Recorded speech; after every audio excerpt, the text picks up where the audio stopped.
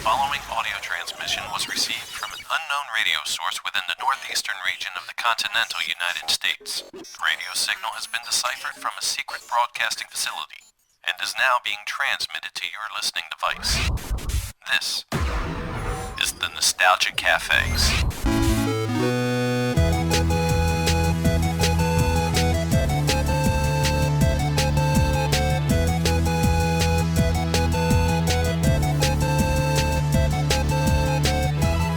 And welcome back to the greatest memories of your childhood, the Nostalgia Cafe. We are so glad you found us. I am Dan Morrow. I'm a loner. I'm a rebel. Sam Seitels is my name. Don't wear it out. I know you are, but what am I? Yes! Dude, I was so hoping you would say that. Yes. I didn't think for a second you would, but I had hoped. Did you see how excited I am? I'm spitting. And of course, with us, the beautiful Karen Lynn. Hello. Hello, everybody. We are your guides as we take you on the journey of your lifetime, the Nostalgia Cafe. So Monday, I decided to just peruse through my Instagram as one always does. The gram. Every 5 minutes. Well, I got nothing to do. All right. Got nothing to do. He was probably waiting for me to finish making our drinks for the Monday's podcast. No, this was just, I think it was just Monday morning. I'm probably scrolling, and I started seeing, we follow some really cool 80s sites, and we started seeing some Peewee's Big Adventure kind of stuff. Anniversary, right? Apparently it's the 36th year of anniversary. I don't know if you can see a little. Big Adventure came out before the show, right? The show was based or took off after the movie, right? Right. Yeah, I believe he was doing stand-up and stuff for a while. Paul Rubens was just doing his thing with this character, and then came the movie, and then came the show. There was actually a clip of Peewee doing the dating game. Whoa. And he was like hosting or no, he was one of the contestants on the dating game. Okay. If you ever watched the dating game, they would have a lot of unknown actors at the time because it was Hollywood. They would just grab up unique individuals. Michael Jackson was actually in one. So you mean to just tell me, maybe I'm late to the party, these dating shows really just pick up actors to be their contestants? I think it was like filling the seat. The dating, it was usually, they would find a pretty actress or a wannabe actress. Everyone was submitting applications to be on the show. Probably just because they wanted to be on TV. Pretty much. It wasn't like they were scanning, they were just driving down Hollywood Boulevard looking for people. Hey, you want to be on our show? People were submitting applications, and many of them just wanted to be on TV in the first place. So if you see the early dating games, I think, I'm trying to think of some of the people that have been on it. What we would have to do a show on the dating game. On the dating game. Yes, we absolutely have to. Yeah, because they also had just great music. So I'm watching it, and I see this thing on Pee Wee Herman, and tagged. I think Pee Wee Herman himself posted an anniversary thing because I follow him as well, and in it was tagged Mark Holton, who was Francis. I figured, let me give this guy a shout out. Francis Buxton. Hello, Francis. Hello, Pee-wee. Guys, that's pretty good. Thank you. I was watching it. Yeah. So I figured, let me give this guy a shout out because that's what we do. We just, if you don't ask, the answer is always no. And oh my God, what a great guy. I don't know if you got to read any of the emails. No, because I'm always afraid if I open up the email, it's going to go to some weird box. No, and you'll never get to read it. One of the problems is when you open it, then he doesn't. You have to mark red. Yeah, there's no option for that. I'm telling you guys.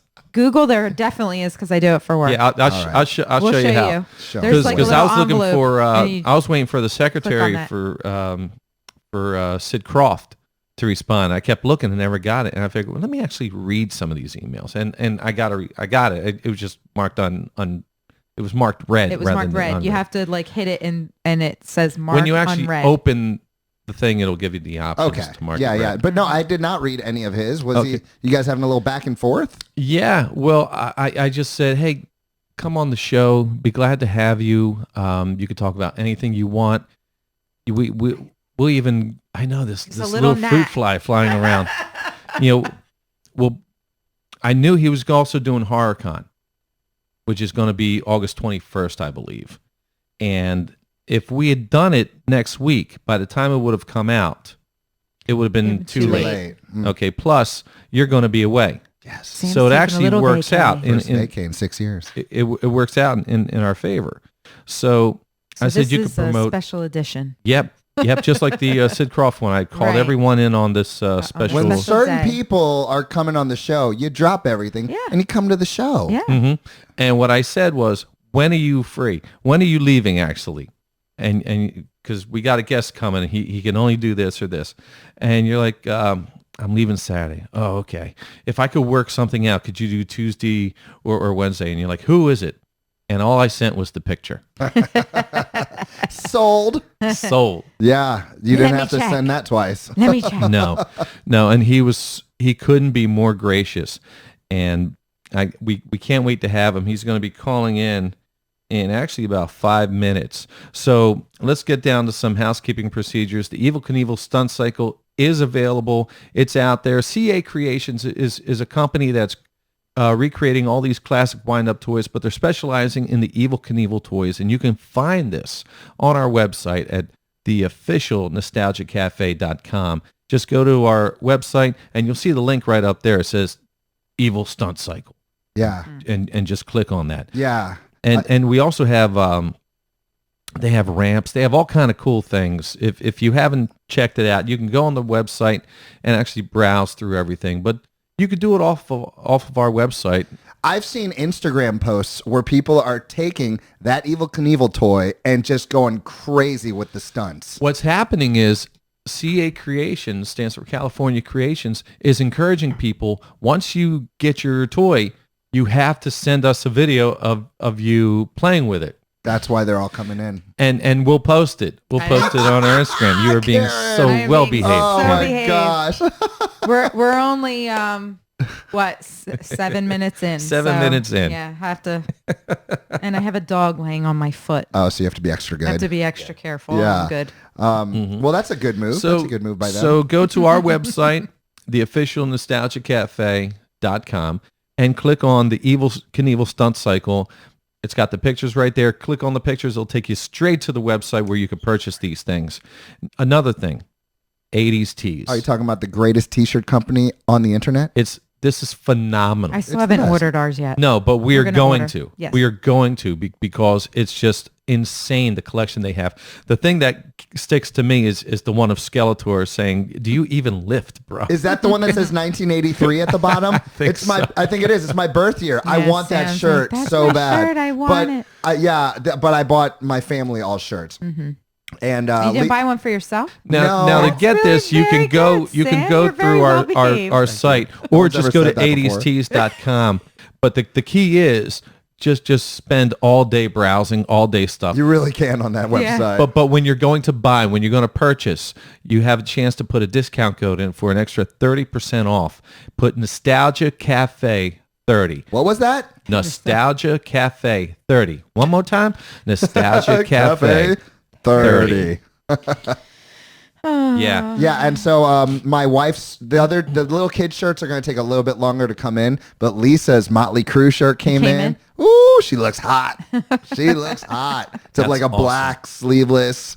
It's cool. That's awesome. While you're there, while you're on the official Nostalgia Cafe site, there's a link to get this very same shirt that I'm wearing, thanks to Rodeo Robot, who screen printed these amazing shirts. We got 3 sizes available: large, medium, large, and extra large. It's really hard stuff you have to remember, dude. Yeah. And he doesn't drink, ladies and gentlemen. No. Well, I had to think for a second because I'm going to get a few double X's made for some friends of ours. Okay. Okay. And actually for our up and coming guest we're having this evening. Oh, So- you're going to send him a Yeah. shirt. That's Yeah, fantastic. Absolutely. Absolutely. And I think I love the shirts. The shirts feel great. Yeah, no, they are look comfy. good.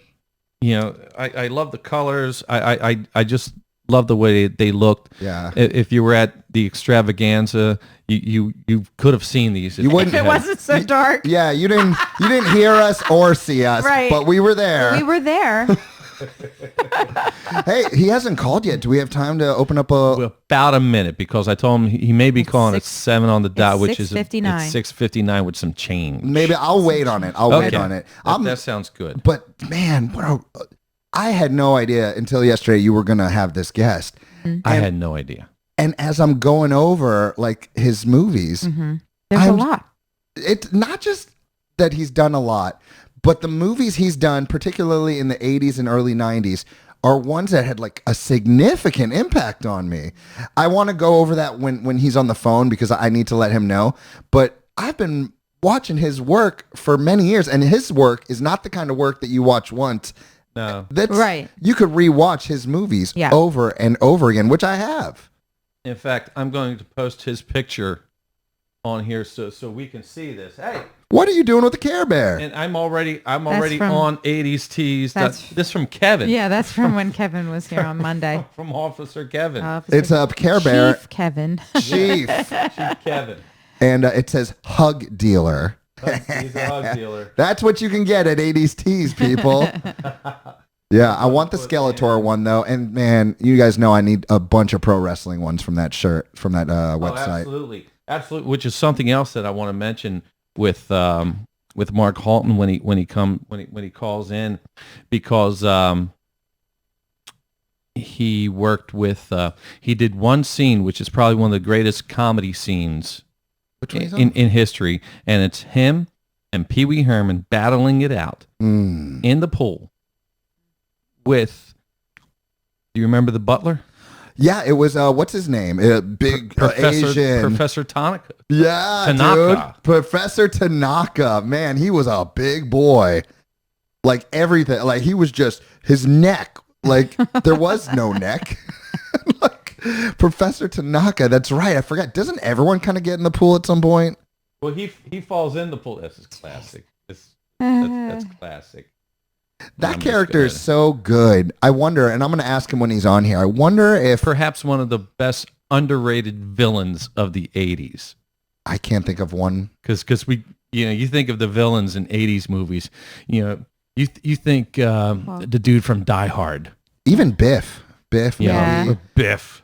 Yeah, and everyone knows. In Karate Kid. Yeah, he is. Yes, that's a big one. Yeah, you think of those guys, but then when you really think about it, Francis. Like the person that you... Well, you're so right. And Francis, Mark, he actually has his own like website with his own gear, like, his own products. So he's got ones from Teenwolf, Francis stuff. They're pretty cool. Okay, we're going to call him. Oh. We're going to call him. Dan doesn't remember the arrangement. No, I was going to call. Okay. This is we're making history. It's the first time we're calling a guest. Calling someone. Darn, that's like one of my favorite things too, is when they call. Yeah. Because I'm like, are they really calling on the other line? Okay. Now I gotta open up. I gotta close this. Open up the phone. Where keypad. you at, Mark? Here Where we you go. at, Mark?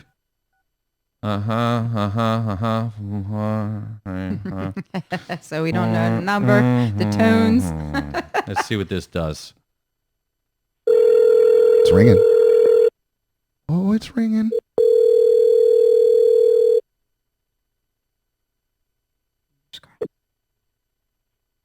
Hello. Hello. Is this Mark? Yes. Mark, hello there. Mark, I didn't know if I didn't know whether you called me or I called you. Then I got your message. Hello there. Hi. So where's the link? No. It's a call in. Well, duh. There is no link. There is only the phone. Mr. Holton, it's so good to talk to you. That's quite a relief. I'm checking. No, nothing there. I'm sorry. I'm so sorry. Yeah. No, that's fine. I mean, whatever. I'm just glad we're here together. Yeah. Finally. Ow! Let's talk about this for a second.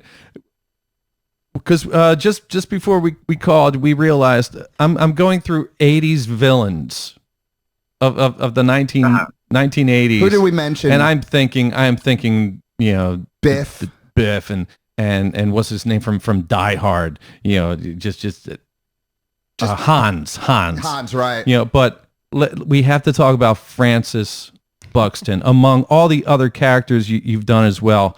I watched Gacy today again to just refresh. Oh my God, how creepy it was, how scary it was. We were in a rabbit hole last night watching Teen Wolf, watching all your stuff and waiting for this penis scene on the bleachers. Is he familiar? Mark, are you familiar with that scene? With which scene? He's like, what? The very end of Teen Wolf. It's like the very last scene when they freeze frame it. So it's kind of popular, like on YouTube. It's become a bit of a meme, perhaps, where at the very end of Teen Wolf, you guys are all celebrating. The basketball game's over. Booth and Michael J. Fox are hugging, but then there in the bleachers is some dude, an extra, an actor, and he's got his dong out. He takes it out. You're kidding. No, you've never heard this? I'm so excited. We have an exclusive? I have never heard that. I was scared to death you were going to say my dog.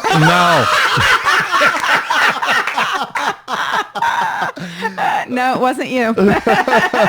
No. Well, that's really. You were wearing really short shorts, but no, it wasn't you. This was this is a big deal in the internet, and it's been around for like 20 some years. This story, and now you know, because someone just started to look at it and realized, hey, the dude in the background has his thing out, and it's wiggling in the crowd, and then he tucks it back in, and then the screen freezes. Yeah, just before the screen freezes on the last shot. Roll. So if you're gonna take anything away from this episode,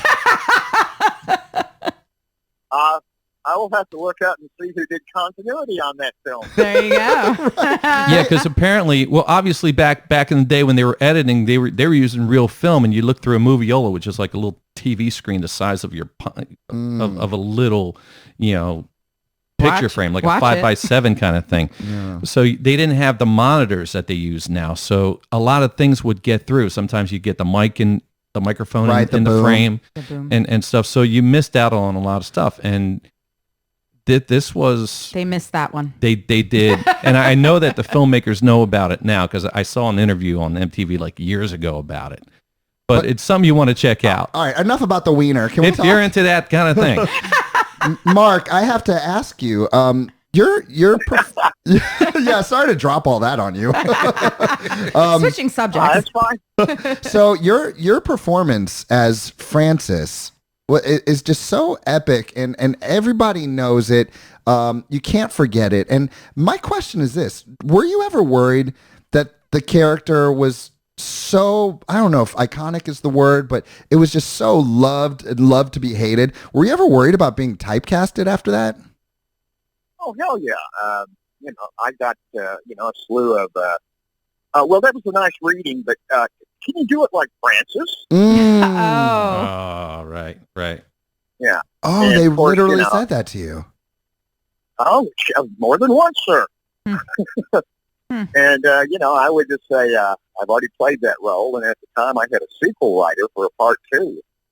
And I said, that's the way I am interpreting the sides, the script pages that you gave me, and that's the way I would do it. So, no, I played that role, and I'm sorry if you thought that was really me. What gave you the courage to be able to say that? Because I would think a lot of actors who, you were a new up and coming actor, I would think they would jump on just any opportunity. You really had the know-how and the courage to just say no. Well, I guess that's, how I, was brought up in the theater or whatever. I just, I'm sure I left a lot of money on the table, but I'm glad I did. Because that would have been a flash in the pan, my friend, and it would have been all over with, and I would be sitting down at the town square waving at people as the village idiot right now. Right. Yeah, good for you to being, just a very wise move for a young actor. Yeah, a real bold move. And also, when you think about it, because this movie, Paul Rubens was very, very new. Tim Burton, who is he? It was like his first Danny thing. Elfman never scored anything. And so who knew that it would take off The way the way it did and exploded the way it Yeah, did? I had seen Paul one time. Of course, I was doing a lot of improv, and I was doing plays at the time, so I didn't see a lot of television, late night stuff or whatever. But I caught him on Letterman one night, and that was, and I'm going, wow, this guy, who is this guy? This is great. This is crazy. And that No was doubt. that was literally my only frame of reference going into the audition. I had heard of Frank and Weenie. I know who directed it. It was all I had no frame of reference for any of it. But so I don't know, where are we headed with this? Straight into the pool. We want to know about the pool scene. Well, here's the thing. Did you have any idea? I mean, you guys. Let's start with this pool scene, which is one of the most funniest things in film history. It's two grown men. When you really get down to it, it's two grown men fighting in a pool, but you're supposed to be like 8-year-old kids. You're acting like 8-year-old kids, but you're two grown men. And at what point do you say, this is either going to be a total disaster, or this is going to be something the likes of the viewers have never seen before? Oh, I was pretty much convinced it was going to be, had the potential, had a lot of potential right off the bat.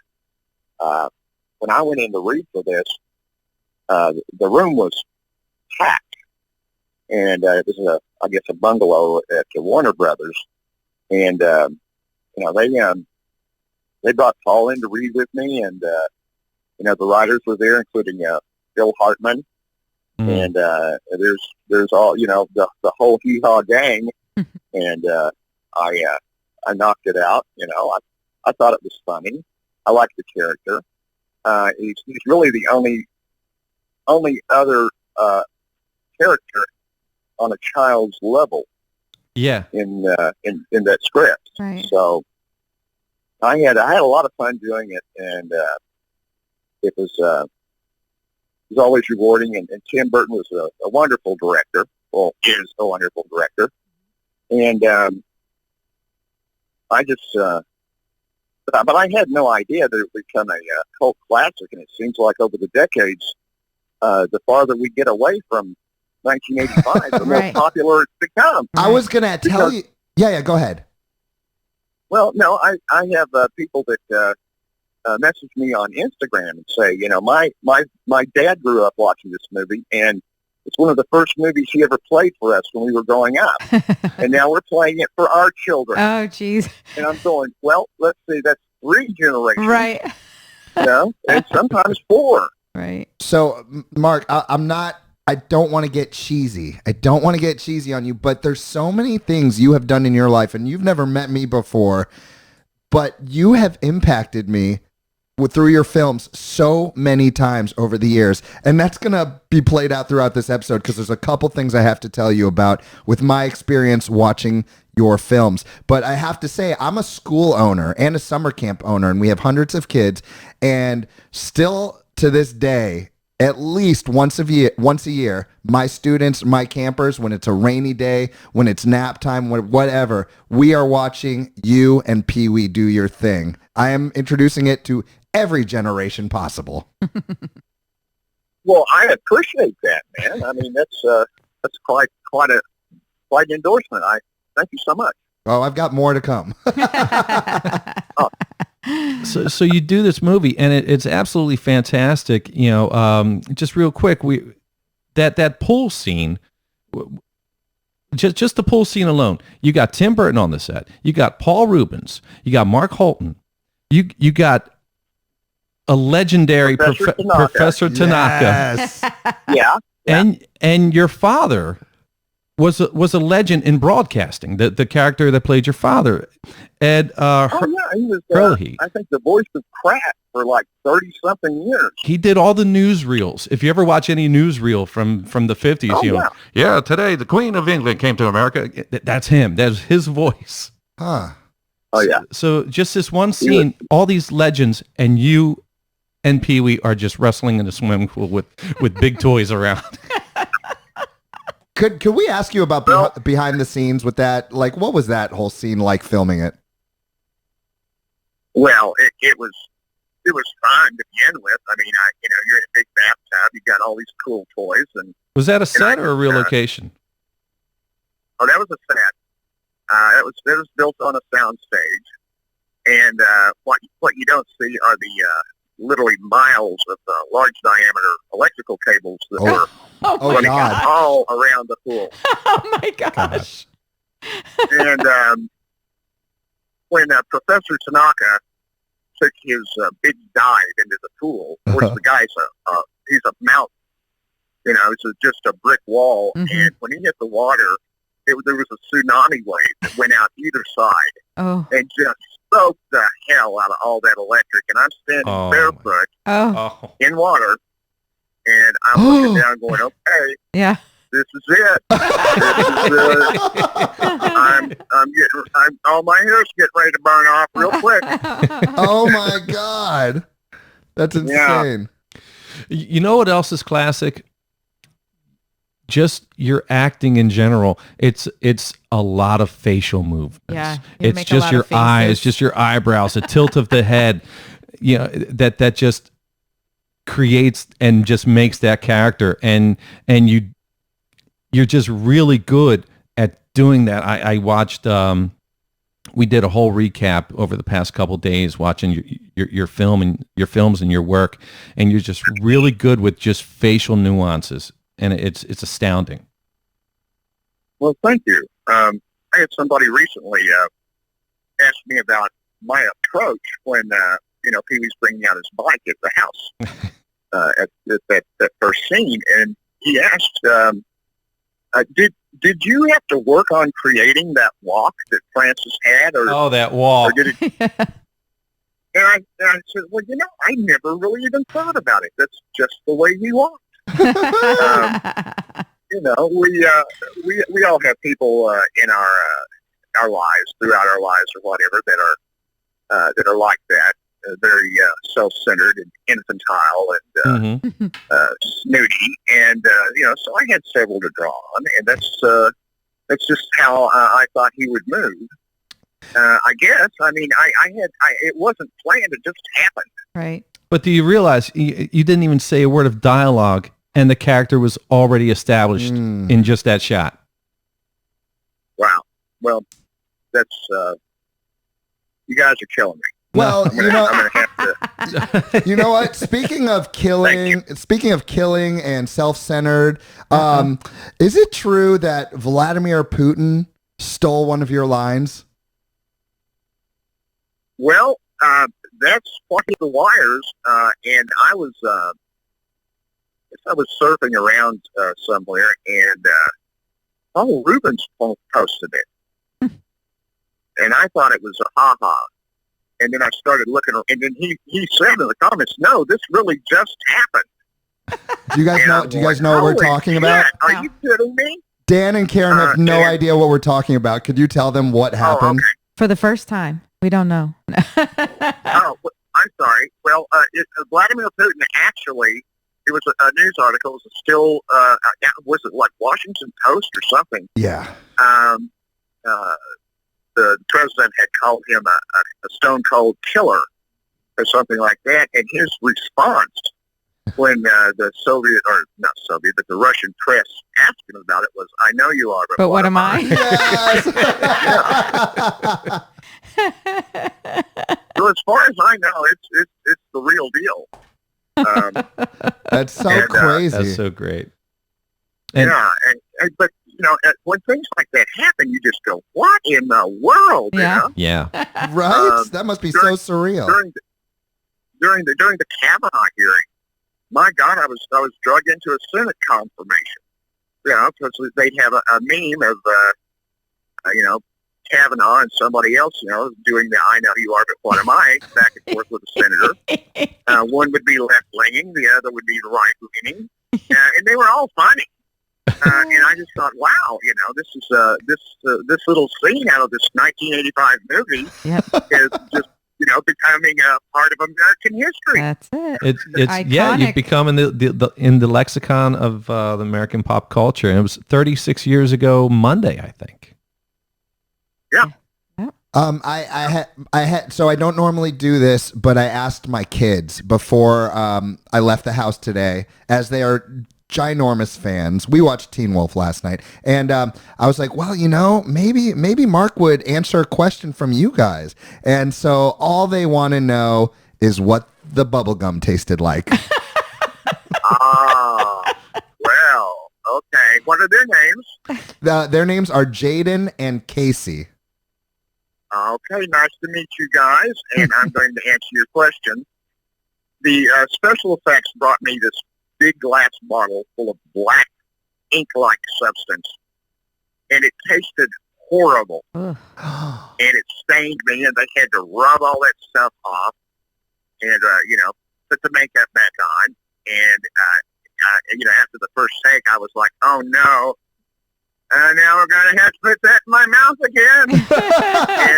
And so it was not pleasant. It wasn't spearmint or fruit, I promise you guys. Wow, I lied to them. I was like, oh, it's probably just normal gum with some weird stuff in it. Like barium or something that they would give you when they do a CAT scan or an MRI. Just that horrible, thick, black liquid.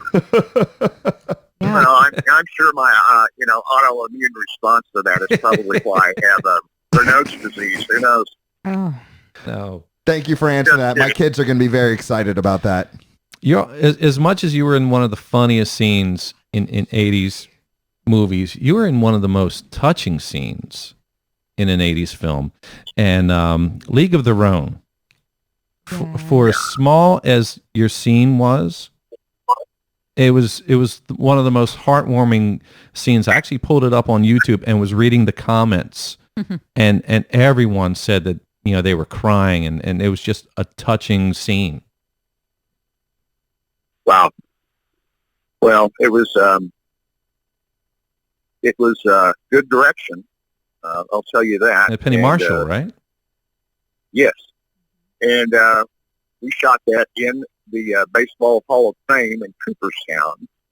Oh, that was really on location. Yes, sir. And before we started shooting, I love to tell this story. I had not worked or met with Penny before this, except I met her at another location. I guess she just wanted to, check me out, make sure everything was good to go. And today we shot there at the Baseball Hall of Fame. We were all set up, ready to shoot, and she motioned to a couple of, her top people, and turned to me and said, "Come on, we're going to go upstairs and see a movie." And we went up to the small theater where they play, this interactive, really slick movie about baseball and the history of baseball, and she's a baseball fan. Oh yeah, she took me up there to put me in the correct mood. Mm-hmm. The gravity of the moment that we were about to film, and I had bought her a little thank you present. I heard that she was quite fond of good sake. Oh, so I had bought her a nice little bottle of sake, and it had the little sake cup in the cap, and packaged it up, and I had planned on giving that to her at the end of the day, but I took it up with me, and I'm sitting next to her. She was sitting on my left, and in the middle of the film or whatever, I reached over and handed it to her, and she opened it and took a little thimbleful of sake and sipped it back, put the cap back on. And that was it. So there was never a word about it, but she liked it. What actually is the protocol after a film? Because I always hear these stories. After a film wraps, everyone exchanges gifts, or we'll get a gift from the film company, or actors will exchange it. Is there like an unwritten protocol or a little unwritten rule about? Well, it's different for every film. Sometimes we'll have a wrap party, Mm-hmm. and everybody will show up at a bar or something like that and have fun. And TV's Big Adventure, they had programs made up, like high school Yearbook? Like a yearbook. albums. Yeah, like high school yearbooks. Mm-hmm. And then we'd go around and everybody would sign each other's yearbook at this party. It was hilarious. I've got to find that. I know you still have it? Oh yeah, absolutely. And then the Big Adventure premiere was I think the first event live on MTV. So that was the biggest thing that I ever encountered. Now picture this guy from small town Oklahoma standing at one of the many bars at this outdoor party, and in the middle of it there's a like a gazebo that's all lit up, and they're doing live interviews with like David Lee Roth and people like that that you see in the movie.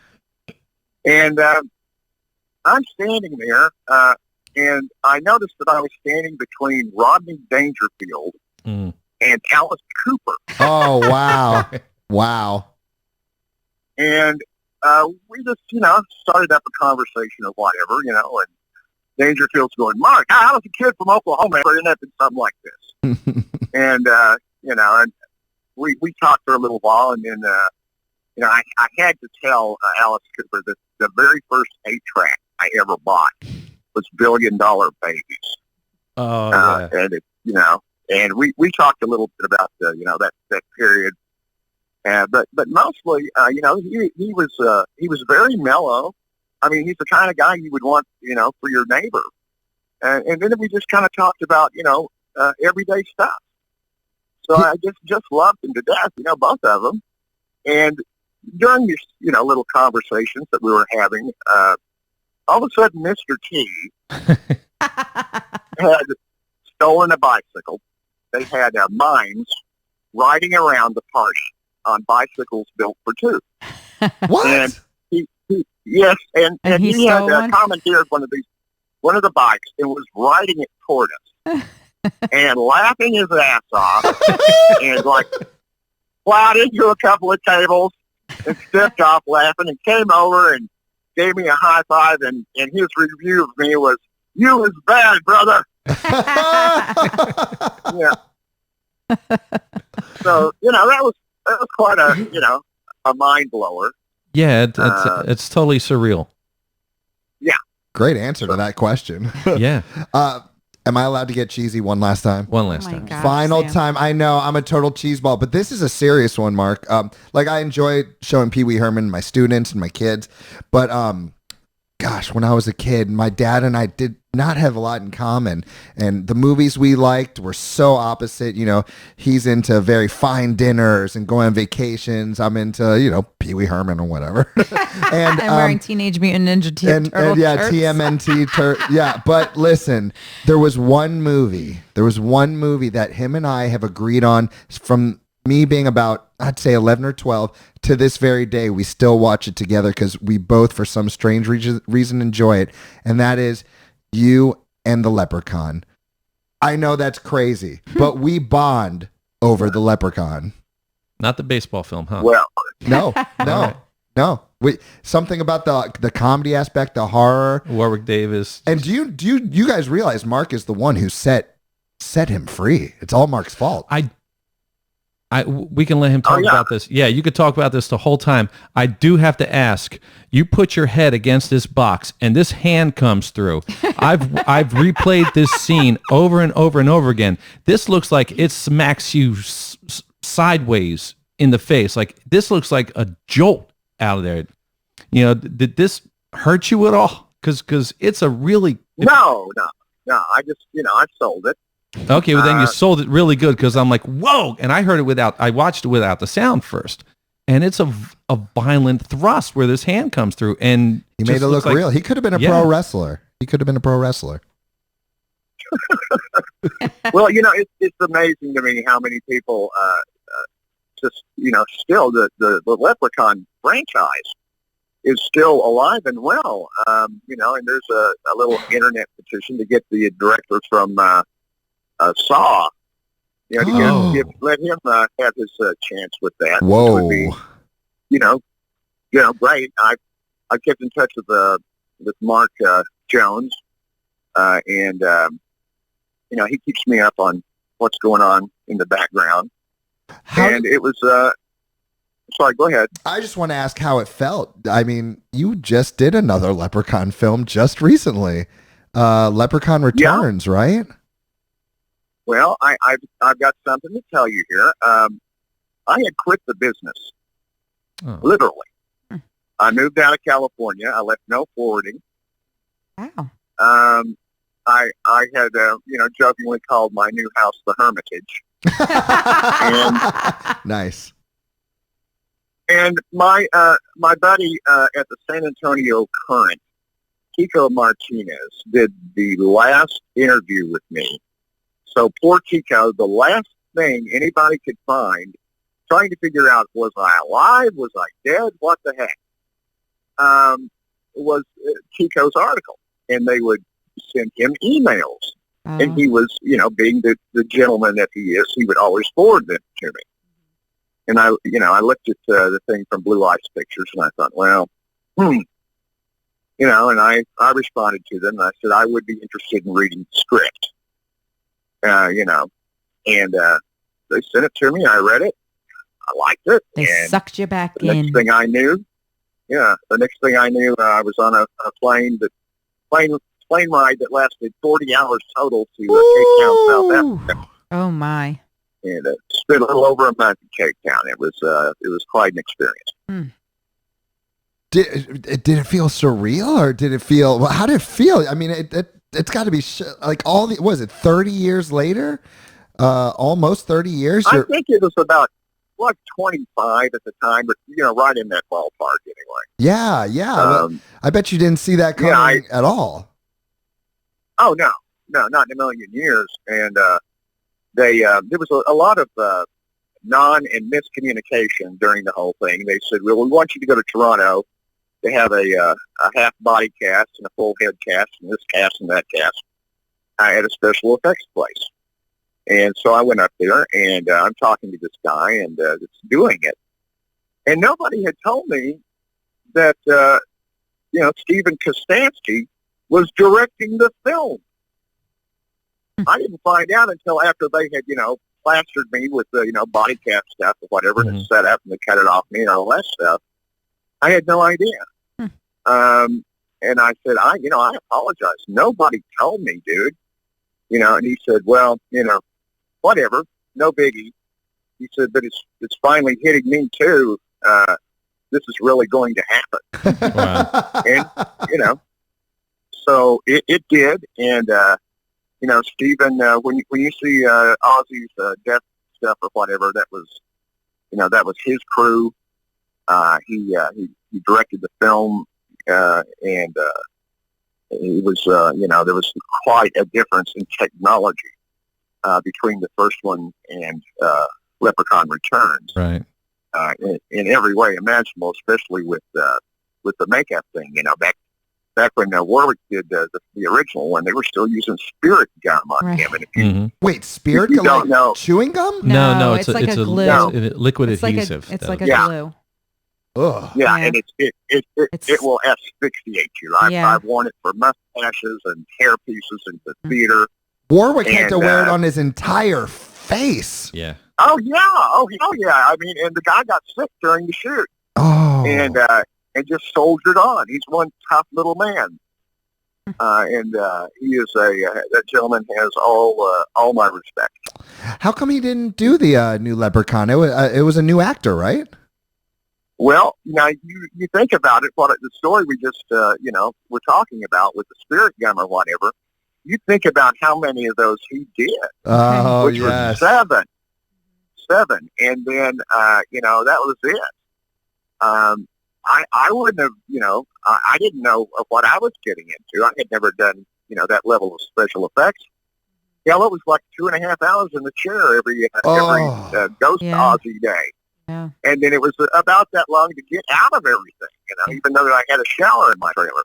Mm-hmm. So it was quite an ordeal. So I can see how that would just, at some point you just got to say, Nope. hey, I've had it. Yeah. Nope, not going to do it. Yeah, I've had people tell me that this is one of the icons of the slasher films or whatever. They asked him why he didn't continue doing it. And that was his excuse. He says, I just couldn't go through it anymore. So it's got to be grueling. You took a hiatus. What were you doing? Did you have any passions, hobbies? What were you doing? Well, it wasn't that long a hiatus, really. But by from the time I left California until I started getting these emails to Kiko, and one of them was for the Valley Relics Museum in San Fernando Valley, and all sorts of cool stuff about Hollywood history and Valley history and the Los Angeles area history. And I thought, well, yeah, I'll do this, fundraiser or whatever. And that was kind of my, dipping my toe into the waters of going to conventions and seeing kind of, how that might work. It was set up, kind of like that. It was a nice trial run. And then, the next thing I know, after I did the Leprechaun film or whatever, I started doing conventions. I did one in Indianapolis. But when you'd quit the business and you moved, what was your life during that time? Were you just? Well, I was able to do it because of when I bought my house and the value of the house when I sold it gave us a lot of push. I never lost money on real estate in California. And it gave us, we moved to an area where it's a little bitty town near Tulsa. And at the time, the average price of a home, and you're going to call me a damn liar when I tell you this, was $65,000. Oh, I believe you. Oh, yeah. I mean it. So, wow. if you're debt free, Right. then you can it takes some time. Yes. So anyway, Do you still love? I'm glad that I was brought back into the business. I don't know if it was an act of God or whatever. I mean, I was through with the business, but somebody wasn't through with me. Right. Well, you see that people still love you. Oh yeah, well, hey man, just to be quite honest with you, I was totally oblivious to it. You are universally respected amongst the fans. Even I was reading some reviews of movies before this. Even the people who said that they didn't like the Gacy movie, they were saying, but however, Mark Holton's performance was excellent. Like, people just love you. Well, it was touching to finally come to that realization and accept it. I would have these big guys come up to me and say, can I have a hug? and no, and they, big hulking, gentleman with his silver hair, and he whispered in my ear, "You were part of my childhood." Mm. And people, at the first convention would come up and go, we're so glad that you were able to come here. It's so nice to know that you're not dead. Oh God! Because I literally vanished. Right. Do you have anything lined up? Do you have any new projects lined up? I'm having a ball doing podcasts right now. Oh, that's awesome. Instagram. And then I have a Pennsylvania Horror Con coming up the 21st and 22nd of this month. That's August In, 21st and 22nd. Allentown, Mm-hmm. Pennsylvania. And I've got a couple of irons in the fire after that. And I don't want to mention them until it's, the ink is dry and all Right. that. But it's looking up. I have a picture that I shot right in the middle of the COVID hell that we just came out of, or attempting to crawl out of. Mm-hmm. And we shot in an old hotel in Gettysburg. Oh, my And, son would. Yeah, it was crazy. They tested everybody. Mm-hmm. And I went into that environment, and it was pretty much self-contained, and I stayed in that hotel and didn't go outside until I went back to the airport when I was done. And the name of the picture is Stream, and there should be news about Stream forthcoming pretty quick, I think, from what I'm getting from the director. And it stars, the reanimator himself in the lead role. Ooh. And I really enjoyed the guy. He's, he was wonderful to work with.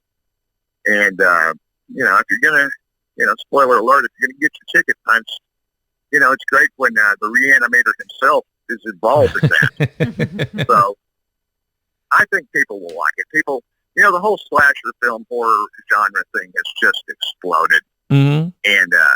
And it was a kind of a fun little role. And I thought, well, hell, let's, get me the hell out of here. And let's get the cameras cranking, baby. Yeah. Hell yeah.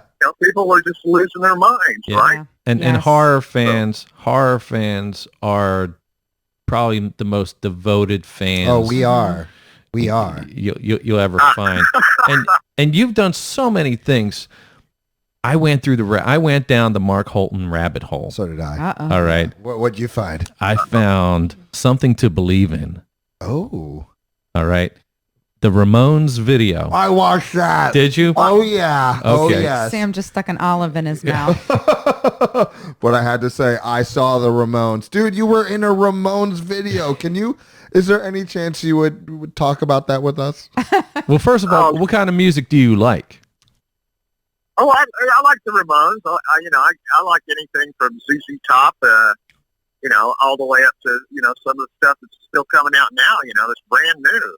Mm-hmm. I like blues. I love rock. I like, Pink Floyd was always one of my favorites. Classic rock. But I'm sorry, I'm probably going to disappoint you with this answer, but I was shooting a film called The History of White People in America that was starring Martin Mull, and Harry Shearer was the director of the episodes I did. And I'm just kind of like kicking back, waiting, outside the set. They're on the edge of the set, whatever.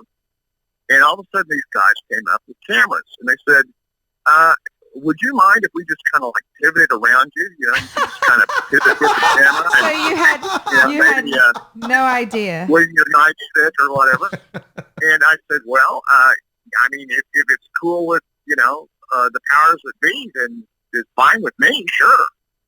And so that's literally all that went down. I don't think they ever told me it was for the Ramones. That's funny. That's funny. Why can't that ever happen to me? Like, stand there. All right, you're in the Ramones video. Yeah. No. Well, people were saying, man, I saw your Ramones video. And I'm going, What? I didn't do a Ramones video. Wow. Did I? And they were, yeah. What the? Whiskey Tango Foxtrot. I want to go back to what you were saying before, how I mentioned you about you being typecasted, and you saying how you wanted to avoid that, and you obviously did. Like, I'm looking at this list, so you're a complete jerk as Francis. You're a very believable buffoon on Leprechaun. You're a great friend on Teenwolf. You're a complete psychopath on Gacy. So you have such this range. You definitely did not stick to the Francis script. I'm just wondering, as a professional actor who obviously really works at his craft, I was wondering if you have anyone out there, any actors that you've looked up to that maybe have inspired you in your craft. Oh my, yes, of course. I mean, I have a long list. Rod Steiger, Brando, De Niro, Pacino, all these guys. And one of the first movies that I had seen it before, but when I started acting, which was in high school, I watched Charles Laughton in The Hunchback of Notre Dame, and I've studied what he did with that, and it's just a brilliant performance. My sense of humor was, formed by people in local television, out of the Tulsa area. Gaylord Sartain and had a show, on Saturday nights, and then I remember seeing, my first episodes of the Pythons, come out of oh my God, the Python. Public television. Mm-hmm. And so, and then, other than that, I was influenced, of course, by Jonathan Winters, Tim Conway, a lot of the character actors from the Andy Griffith Show. So, between, growing up or whatever, they formed my sense of humor, and, it found its way into the material that I was doing. It's been a long process, and I'm still, learning from people. My next big film on my list is Pig with Nicolas Cage, and I just hear that he has rewritten the I don't know how to describe it, but that's the next theater I'm going to sit in is going to be to watch that movie. Wow.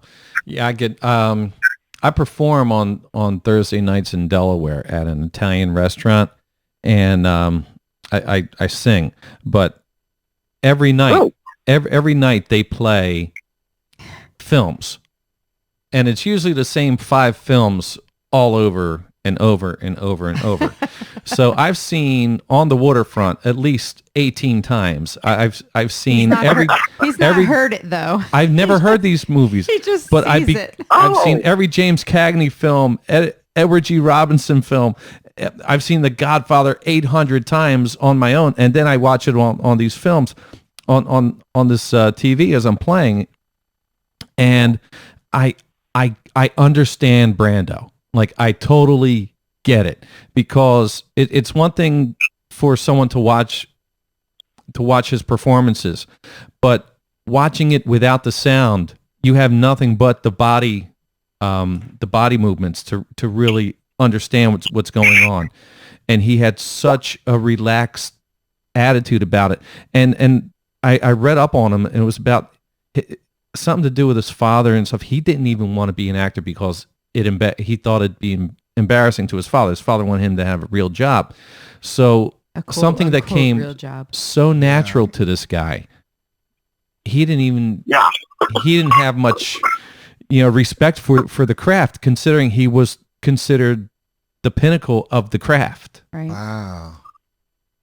Well, he came out of the Actors Studio, so you can follow that all the way to from his early work and the people that came out of there, all the way to the Godfather and until the death of the gentleman. And I'm sure they're still cranking people out of there. It's the Boleslavsky School of Acting, and it's produced some wonderful people. And I guess he would be at the top of anyone's list when they started naming off, actors that came out of there. De Niro came out of there. A lot of people came out of there. Yeah, so, I know Pacino and John Cazale used to be very close friends and used to do little small theater productions and stuff together before they both became, brothers in The Godfather as Fredo and Michael, which is probably one of my favorite films. And it's funny that it's so nice that you have such a broad spectrum from, literally people from your local access television shows growing up to major stars, and you have all of these in your toolbox. I'll give you another Brando film that I bet you haven't seen it. All right. One-Eyed Jacks. When I what? One-Eyed Jacks. One-Eyed Jacks. Is that the Like the playing card. the pilots? I haven't seen it. No, it's a Western that he directed. Okay. Oh, and really? It's got wonderful performances. My God, Ben Johnson. You think about Ben Johnson. Oh, yeah, he was in a cavalry movie. No, I mean, the guy, he plays the villain in this. That is wonderful. Did that go over budget or something? I think there were some stories about Brando directing, and they were like almost nightmares. But they're just good. Well, there was a lot of tension between the crew and the cinematographer, and the angles that Brando wanted, because they just didn't agree that it should be shot that way. So that's probably what pushed it over budget, was they didn't trust him. Because Carl Malden, oh my God, he's in it. Slim Pickens gives the performance of his life in that film.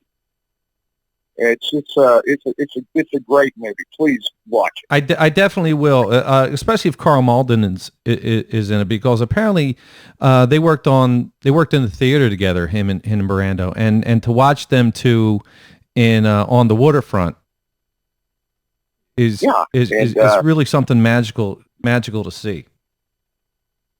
Yeah. So Streetcar Named Desire. Oh yeah, with Vivian Leigh, right? Yes.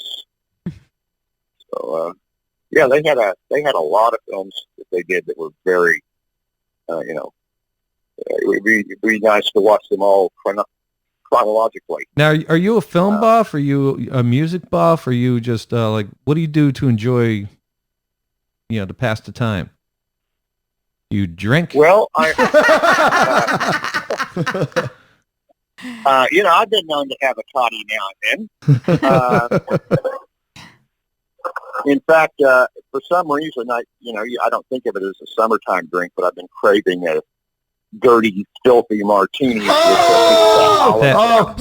Stop right there. When you watch this show on YouTube, that is the official drink. That is our drink. We are literally. You come when you're in Pennsylvania. We're halfway between. Well, wait, where are you going to be? He's going to be up in Allentown. We're closer to Philly. Mark, Karen makes a mean dirty martini. She does it for us every episode. I'll make an extra dirty one. Yes. She uses Tito's. Cheetos. Tito's. You like gin? Not Cheetos, but Tito's. Yeah. You like gin martinis. Mark. I just tried a martini with a beefeater and didn't like it. No, I don't like gin. Yeah. I don't like gin. I'm a vodka person, so. We are a vodka people. Yeah. I like a gin with a monarch on it. Okay. From England, quite a proper, British martini. Oh man, so, if we ever meet in person, Karen will blow your mind with these dirty martinis. She'll make you a drink. Make sure you clarify that. We're gonna scare this man. Hey, I would love it. I would just love it. Mark, I'm totally, can I ask you, I'm so nervous to ask you this, man, but I want to. I told my kids I would do this, and this is for them. Really, it's for me. Yeah, he throws his kids under the bus. He's dude, fine. Could I this is It's really for him. It's for him. I just this is from this question is from the orphanage. Yes, exactly. Yeah, so I guess we're being real. Hey, is there any chance I could have a 20-second argument with Francis real quick? Because Francis, I wouldn't sell you this podcast for all the money in the world, not for $100 million trillion billion dollars. Well, I tell you what, at some unknown point when you're ready to end this thing, we'll just go out with that. How about that? You want to? All right. There you go. We'll do that. We'll do that real quick. Mark Holton is going to be at HorrorCon on August 21st and 22nd. And if you get the chance, look up his Instagram because he posts some of the most funniest things. Yeah, on not his just stories. his Instagram. He has a store. A store. What's your store is markholtonstore.com, right? Yes, sir. Or you can just put in the Mark Holton store, and it's the only one that pops up for me anyway. I will be buying one of your mugs this week, sir. Well, thank you so very much. I think you'll be quite pleased. Yes, the coffee will taste better, no doubt. Or you could put your dirty martini in it. Yeah, right. You could. Then no one will know what you're drinking. Oh, man. Put a little trickle of Irish in your coffee. That's it. There you go. Just a wee bit. No one knows. This has been an absolute pleasure having you, and thank you so much for being a part of our show. We absolutely love you. You've become a part of our lives. You have to look at it from an aspect of people who grew up with good friends or brothers who just would argue and wrestle, and if they're wrestling in the pool, they're pretending they're Francis and Peewee, or if they're arguing, they're saying, "I know you are, but what am I? I know you are." I bonded with my father. I bonded with my father because of your film. There you go. Oh, well, I know you are, but what am I? Dude, can we do No, this? seriously, I know you are, but what am I? I know you are, but what am I? I know you are, but what am I know I? you are, but what am I? I know you are, but what am I? Infinity. Infinity. Oh, dreams come true, people. Yes. And he's out. There you go. He's out. That was awesome. That was, you can't get any better than that. Did you ever think, watching that film, that you would be arguing with Mr. Francis Buxton? Dude, I don't know what to say. No. I'm like, for once, It'll hit you speechless. later tonight when you're laying in bed. Did that just happen? That just happened. You better turn that music off. I have something for you, dude. Uh-oh. Oh, yeah, Here that's we right. go. Oh, I got a good one for you guys. Here we go. As I pull myself together after that really intense argument. All right. So this one is a bit larger, and I noticed that your shelf space is running out, so I got something not to go on the shelf, but Okay. perhaps the wall, and I hope you enjoy it. I can put it on my desk, maybe. The This is man. perfect. Check it out. One of the most people. classic pictures of all time. Johnny Mr. Cash. Cash. Flipping the bird. Flipping the bird. There you go. What do you think? Are you a Johnny Cash fan? Absolutely. Yeah. Absolutely. I could recite Folsom Prison Blues when I was 4 years old. 4. Yeah. And I used to sing it to my grandfather. Wow. Yeah. My dad used to play it all the time. And there was another one. I've recently just purchased his CD, like his greatest hits CD, and there's a lot of songs that I forgot that as soon as I played them back, I remembered I have it too. where I was in my childhood listening to it. Talking about building a Cadillac, and he took the part of a 59 Cadillac. He worked at it's a really cool song. I got to pull up the title, but it's about working at a Cadillac factory, and you're going to make your own Cadillac by slowly stealing the parts at your job, and you're going to make your own Cadillac. And what happens is you're going through 10 years. So this part doesn't fit on this part, and these headlights don't match these headlights. So, he's got the most unique looking Cadillac. That is And hilarious. at the end, they're like, "Hey, what year is this?" And it was 49, 50, 51, 52, 53, 54, 55, 56, 59 That's funny, automobile. The way he did "My Name Is Sue" It's in 60. front of the prison, man, is so good. Those are songs that Alice's Restaurant from Arlo Guthrie. There's a bunch of songs that you can't sing over again because they're just so magical that first time. I'm sure he could sing it again at the live shows, but it will never get the original impact and the humor from when he sang it live. At the prison? At that prison, and to just listen to it and listen to that crowd, and for that one moment in time, these guys are at a show. They're free. They're just, and for one moment in time, these men were free men listening to the music of Johnny Cash. Was that an impression? That was Morgan Freeman. That was a Freeman. Morgan Freeman, wasn't it? Impressive. All right, Yeah. so Johnny Cash is the man. Mark Holton, you are the man. He is absolutely the man. You can find him. What's that website again, Sam? MarkHoltonStore.com. MarkHoltonStore.com. They got some really cool stuff on there. HOLTONMARK. Mark Holton. Wow, that came out of nowhere. I just figured Shot in the dark. I cannot believe that argument. Like, Yeah. I don't. Obviously, he played it off way better than I did. Yeah.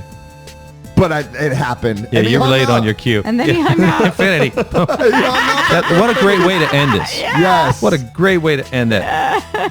Find us, the official nostalgiacafe.com. The Evil Knievel Stunt Cycle is available there. Go to 80steescott.com. Use Nostalgia Cafe 30 for 30% off on your purchases. Get these.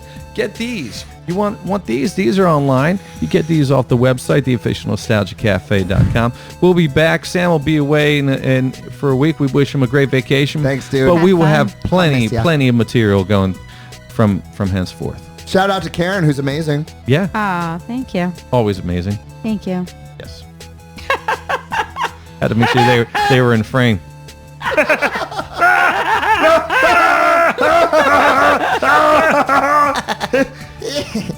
Oh, I turned into Creep Keeper for a second.